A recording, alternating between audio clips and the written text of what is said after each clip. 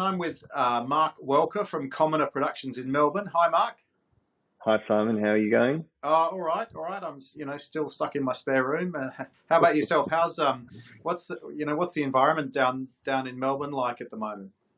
It's quiet, probably like most of the world, but I'm in my office today, but nobody else is. So we do have a little bit of movement. We're allowed to go out and do sort of non-essential or essential activities, which seem to be expanding every day. But production-wise, the market is pretty slow at the moment, and it's a good time to do all the things in your business that you normally don't have time to do. I heard somebody was saying to me that in Sydney that you're allowed to go out and shoot now. Is some areas opening up? Yeah, it's actually in Australia, you've actually been able to shoot pretty much from day one, but the rules have been sort of slightly a bit obscure in the sense that the government sort of flipped it and sort of said essential, non-essential activities are these things, and anything that isn't these things is okay. So that included a whole lot of things that sort of fell into this odd bucket, one of which is video production, where you can still do video production, but they have a square meterage rule. So you're only allowed one person per 4 square meters. So it sort of makes doing video production quite a balancing act, but you can actually still do it. It's just that for most people, the barriers have been enough to sort of stop it, if that makes sense, or at least slow down the desire to do it. Yeah, I mean, it must, would also slow down production, therefore increasing costs. Yeah, and I think also just, like most places in the world, I think a lot of brands are sort of hedging their bets and sort of holding back their budgets for a little while until they know that people can go out and do things and people can spend that money and go to an event and things like that. Many of the things like education that we would normally make our living off, we do a lot of education work. There's not a big market for that at the moment if people can't attend those things. Yeah, fair enough. So today we're going to try and leave COVID-19 behind us and talk about sustainable shooting, which I know is a passion of yours, and actually some of your newsletters sparked a bit of passion in me about it as well, and I've been doing some research. But once this is all over, I mean, we do have a big environmental problem to deal with, and I was just curious to get your viewpoint and maybe you could share with us, what makes a sustainable shoot, how you can make your productions more green, so to speak. Yeah, sure. I mean, I think at the outset, I feel like sustainable production is, for me personally, is about taking some of those things that I care about in my personal life. We all are pretty good in general about doing things like recycling and reducing our waste in the home. And what I felt was I wondered whether we could do a much better job inside the office and inside the production as a whole. I think production can be quite wasteful, video production in general, because it usually involves everyone getting together in a temporary space with a lot of temporary resources and then leaving at the end of the day. It's sort of like if you've ever been to a concert and you leave at the end of the day and you look at the ground and it's just littered with all the things that those people came with, because they've really got nowhere else to do, and the purpose of those things is sort of lessened. So I thought, I wonder how we could look at the processes we have and look at the ways that we do things to try and reduce some of that footprint that we have. I remember the first time going on sort of any sort of video production as and I was a presenter, and just the way that AA batteries would get, if they were down one little bar in the wireless mic, no, they were gone in the bin. Yep. It seemed like such a waste. Yeah, and I think there's so many small things that happen. So people have to eat on set, which means that you suddenly have to bring everything that we require to eat a meal on set into one space.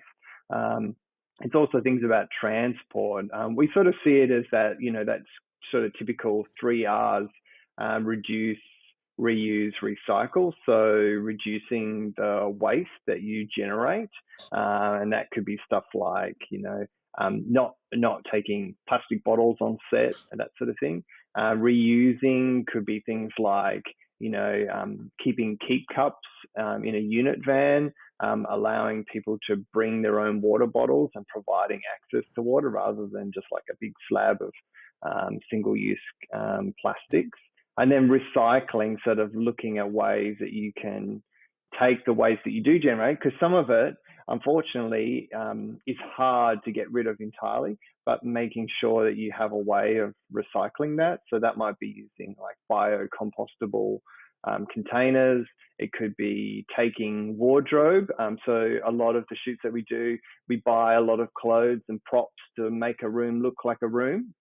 And then at the end of the day, some of that stuff gets taken back and returned, but a lot of it just sort of sits around. So we make sure that, you can do things like take that to charity and sort of make sure that it's being sort of recycled in another sense. Yeah, that's a good idea. We've got so many props sitting around. I mean, there's a bloody punching bag in the office which we call Steve, which is like I set it up in the office because otherwise it was just going to go into a storage locker and probably sit there for 10 years until somebody decided to throw it out. Yeah, we have so many. Like we do a lot of work for government, so we end up with a lot of like hard hats and steel cap boots and high vis vests and things like that. And they just sort of sit around, and some of it, like it's brand new. It's literally been used for a day, and maybe because of the way it was worn, we just can't take it back. So yeah, I feel like there's some basic things you can do to just apply each of those R's to your processes, whether that be like the front end, so when you're on set, or the back end when you're in the office, sort of looking after the business as a whole. Yeah, I think also the charity angle is a good one. I hadn't thought of that, so I'm just now thinking Steve might end up going to the Salvos. Yeah, absolutely. Poor Steve. I wonder who was it named after? Oh, I don't know why I dubbed him Steve. I gave him the name. I can't. It was it was one of those scripted videos, which is a bit of like a comic thing for an insurance company, and so we had a punching bag there to represent. I don't know. It was employees taking out their frustrations or something like that. So it's right. One of those weird things. Have you thought about solar? Like after I first sort of saw you flag this in your newsletter, I started looking at solar generators everywhere. And there's a bunch in the States called Goal Zero. And once this whole thing's over, I'm gonna get set up with some Goal Zero solar generators, because we've got quite a bit of we've got an office building, so we can't put solar panels on our roof. But we do have quite a big window area, so we could charge up some small solar generators and run them as like a battery charging station. And also then take them out on location if we're in Singapore, for instance, to provide, instead of having to use sort of mains power, we could use that for any battery charging and so forth. Yeah, that's a great idea. I mean, we have the benefit of a large roof. So we installed solar panels last year, and it offsets all our in-office. So our office is pretty much completely generated from solar. But we also have, I'm not sure whether they have them in Singapore, but in Australia, there's a lot of the providers all provide green energy options, and we get to choose which ones we buy. So sort of like by combining that, there's some people who won't be able to afford solar panels, or it's just not practical.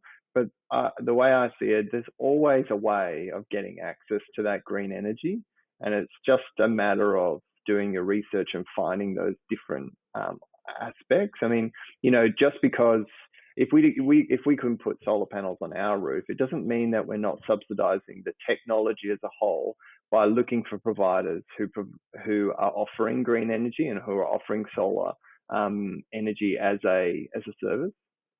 Yeah, we can. Singapore's is all gas fired. They're slowly building up solar, but it's like even if they put them on top of every office building in this country, which there's a lot of them, they say it's going to only take in about 8% of Wow. the country's energy needs, unless there are plans to build these solar farms out in the outback in Australia and ship the energy to Singapore. Oh, Um, yeah. but we'll see what happens with that. Yeah, but we offset, but it's basically like buying carbon offsets. It's not actually Yeah. changing Yep. the energy mix that's coming into our office. Yeah. I think in Australia, we're pretty lucky. The cost of the technology have gone down and down and down every year, and the access to other providers has gone up at the same stage. They're talking about building neighborhood sort of solar grids so you can purchase power off other people. So the marketplace for renewables is very much changing the game, and just providing just those extra outlets that people can go to. Yeah, what you said earlier about thinking about a lot of the little things like just the drink cups, for instance, and the recycling. It's getting me thinking. I think maybe might have to create like a checklist, sort of just to sort of get people to remember as they go through the pre-production. Okay, let's try and at every stage try and make it more environmentally friendly, and just because otherwise people just forget about it and they're busy, and so they just go, oh, we'll just order the bottled water again and Yeah. so forth. Yeah. I think the probably sort of that biggest step that you do is by structuring all these little small things that you can do, because sustainability, in a way, it's all the unsexy stuff. There's nothing really cool about looking at what's in your bin in the office and going, hey guys, maybe we should look at a compost bin, or there's nothing sexy about bringing washing out cups at the end of the day.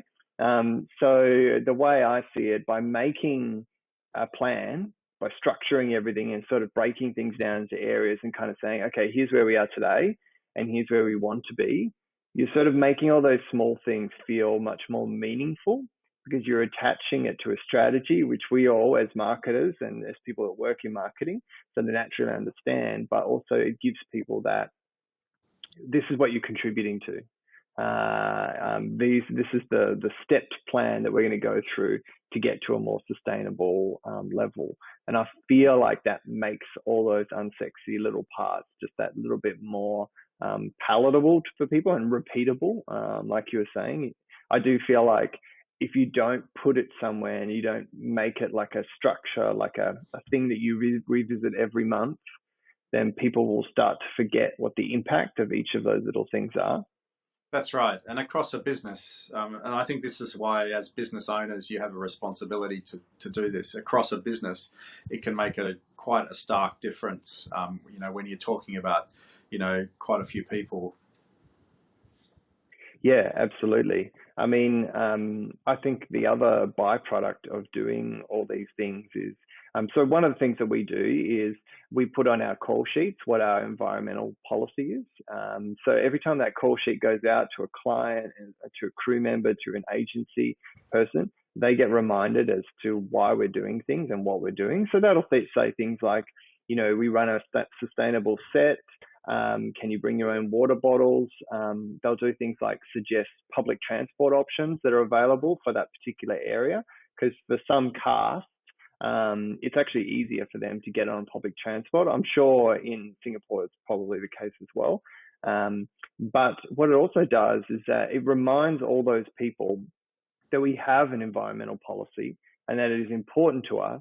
And then when they go on our set and then maybe work on another production a week later, they'll take some of what we did and say, hey, have you ever thought about not bringing plastic bottles? Because I worked on this set last week and it actually worked really easily. And what we found is that in general, all these things that you think are going to be really difficult and like, that just sounds really annoying, it's actually not. They're actually, most of them are quite easy to achieve once you commit to doing it. Yeah, and also getting that buy-in, like getting people to buy into what you're talking about over time, as you say. Yeah. It sort of just builds into a movement. Yeah, that's right. And so even though the small things that you do, like installing a compost bin, might feel like it's sort of like meaningless, like in the wider, bigger scheme of things, it's the conversation that's important. And if you keep having that conversation with different people, then they'll adopt it. And that's sort of how democracy works. And, in a way, democracy is the only thing that's probably going to help us fix the environment, because it's not one thing that one person is doing, it's many things that many people are doing. Yeah, And it's a story, like, democracy is sort of built on stories. So we're in a pretty good position to change that story. excellent. Well, Mark, thanks very much for chatting. It was really interesting, and hopefully, with with a bit more effort, we can make a difference. No worries. Thanks for having me.